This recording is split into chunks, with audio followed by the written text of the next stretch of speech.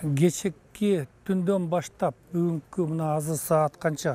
Саат 12:30 болуп атат. Буга чейин уже аябай чоң 8 машина келди. Мондайлар будан тышкары дагы майда гигант спринтерлер келе жатат.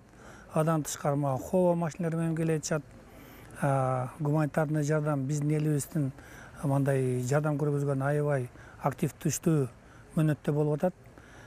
Биз болсо толугу менен буларды бул жерден түшүрүп, учетко алып, айыл өкмөттөргө, райондорго бөлүштүрүп берип атабыз. Бул жерде областтык жетекчилердин орун басары, район акимдердин орун басары, МЧСтин кызматкерлери бул жерде ошо тизмелерди түзүп жөнөтүп атышат. Эртең менен саат 5:30 баштап биз Разаковка таштай баштадык. Азыр болсо 3 ховону даярдап атабыз Маргунга жана Сулуктуга. Азыркы учурда жолдор ачыкпы, кенен кесири жетеби ошол өзүнүн дарегине? Кечки саат 8ден баштап толугу менен ок атышуулар токтогон. Бирок обедке жакын ага карабастан Достукта дагы бир нече жолу бир ок атылуу болуп тур. Бирок ал дагы мен ойлойм эки тараптан токтотулат. Эң негизгиси бизде өтүүчү жолубуз бул 4 көчө болуп эсептелет.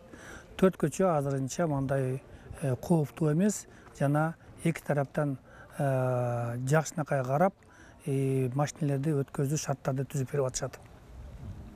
Анан эми жалпы канча адам эвакуация болду?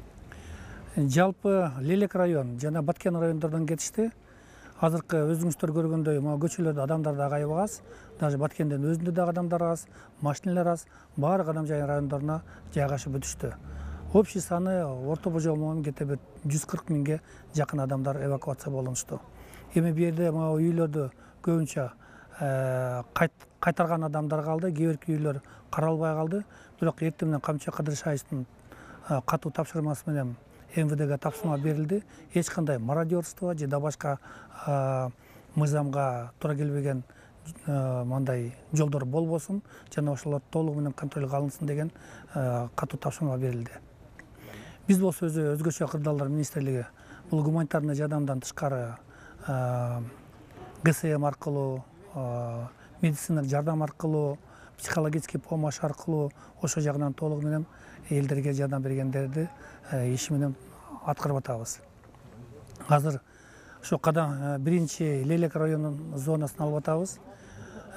Буга кошумча дагы Кадамжай районундагы жайгашкан элдердин сандарын алып, кайсы жерлерге жайгашкан жерлердин адресный жардамдарды көргөзгөнгө ошо жумуштарды дагы азыр ошо биздин адистер алып барып атат. Адан тышкары Акылбек Сомбековичтин тапшырмасы менен ар бир акимчиликке, район акимчиликтерге акчалар бөлүнүп берди. Ошо убактылуу азыр ошо өзүнүн жашаган жерлерин таштаган биздин жарандарыбызга кафелерден бекер тамак аш уюштурулуп берилет.